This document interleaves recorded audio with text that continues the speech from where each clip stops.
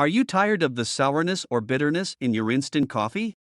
In this video, we will show you a simple trick that can help you dramatically improve the flavor of your instant coffee. By following this easy method, you can enjoy a richer and smoother coffee experience. Instant coffee is a quick and easy way to enjoy a cup of joe.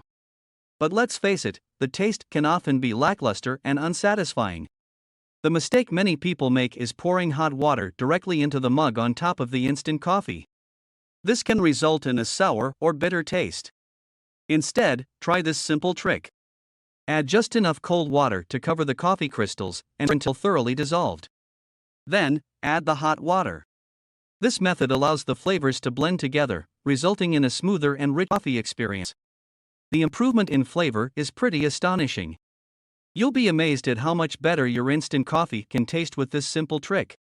Try this method out the next time you make instant coffee, and let us know in the comments how it turned out for you.